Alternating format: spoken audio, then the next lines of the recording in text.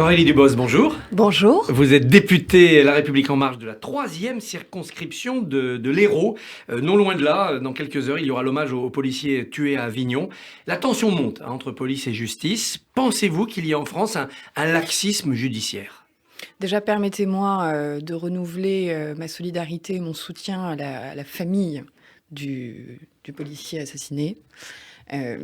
Et permettez-moi aussi de féliciter la PJ, la police judiciaire de Montpellier, qui a enquêté sur Avignon et dont les travaux et l'investigation ont permis d'arriver à l'interpellation de 2 suspects.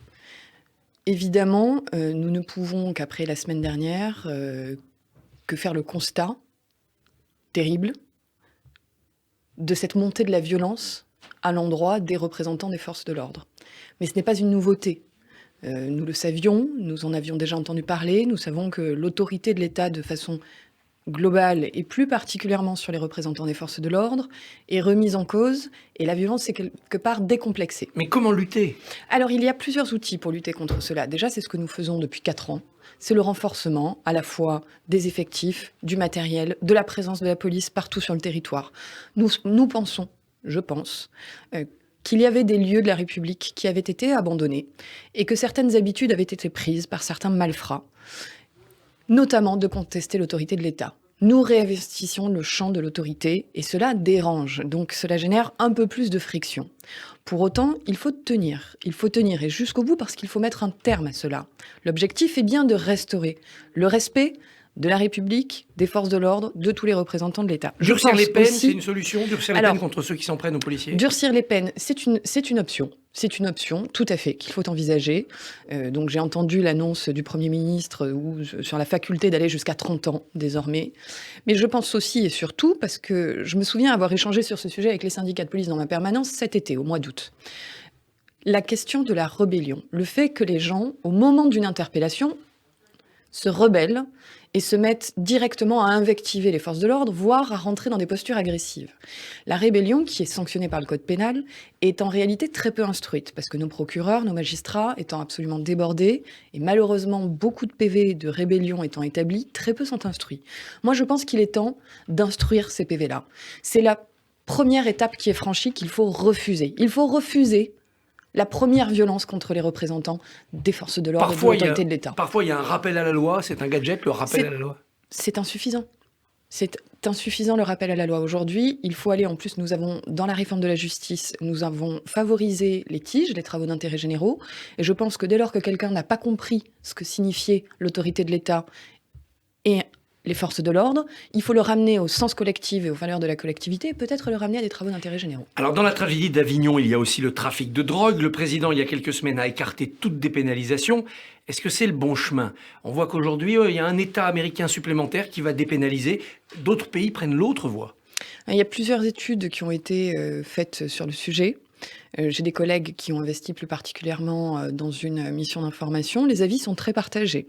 Il y a ceux qui pensent qu'en dépénalisant, cela permettrait à la fois de décomplexer une partie de la population et de structurer finalement un commerce plutôt que d'alimenter un trafic.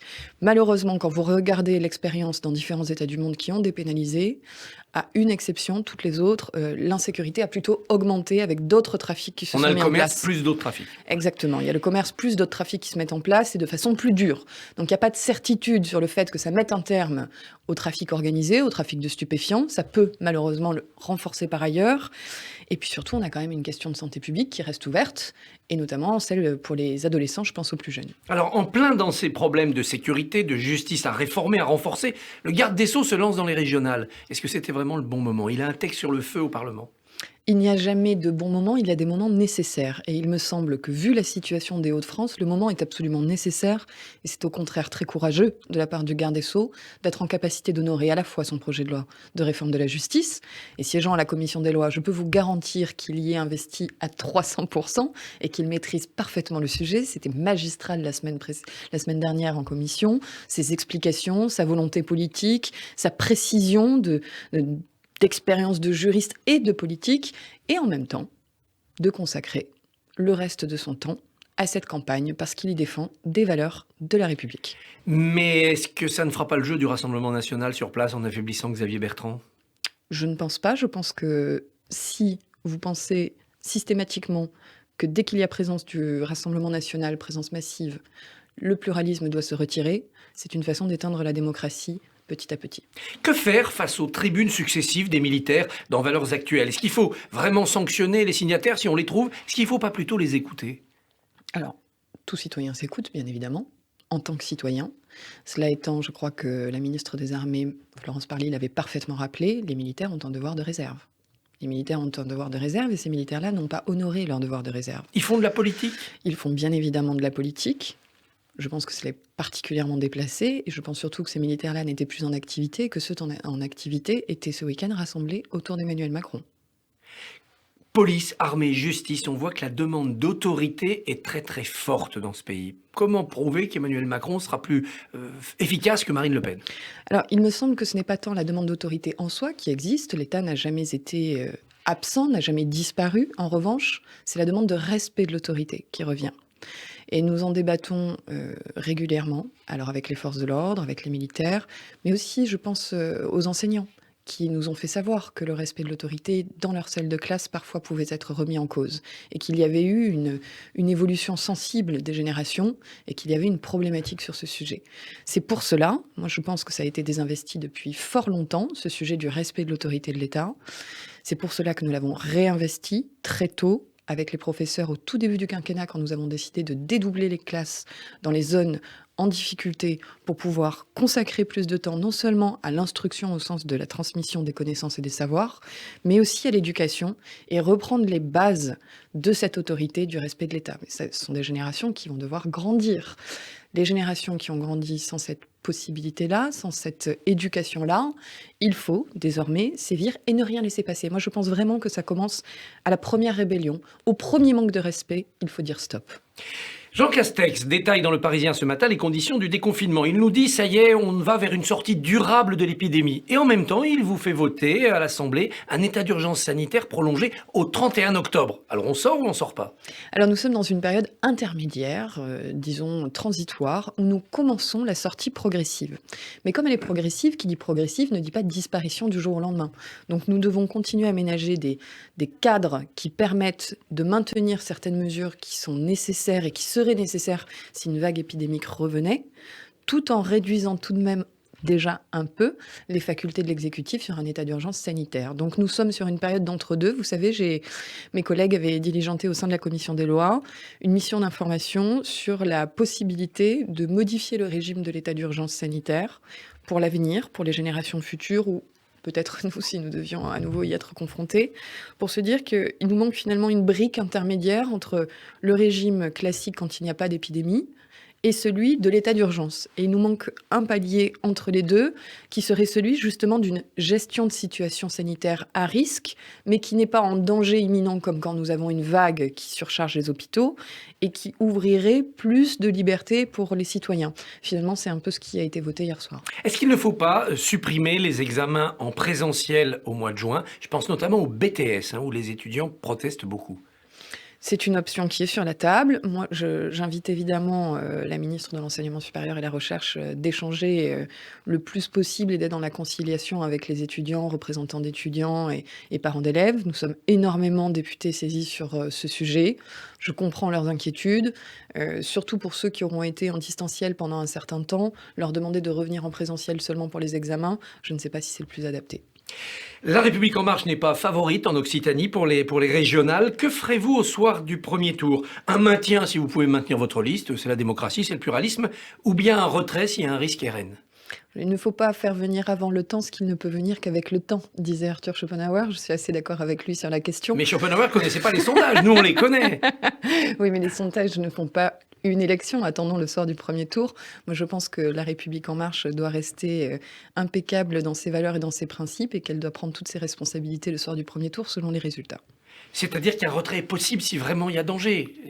Faut le dire comme ça. Moi, le Front républicain, ça existe encore. Je ne suis pas la tête de liste candidate de cette liste, mais bien évidemment, je plaiderai pour de la responsabilité républicaine et démocrate face à un enjeu du Front National au soir du premier tour. Mais attendons le soir du premier tour. Alors, responsabilité, on voit une candidate au cantonal porter le voile sur une photo de campagne. Polémique chez vous. Alors, est-ce qu'on peut porter le voile en étant sur une affiche de campagne électorale, en s'adressant à tous les citoyens. Un signe religieux alors qu'on est dans la République. C'est l'un des rares points où je suis en désaccord avec mon parti politique.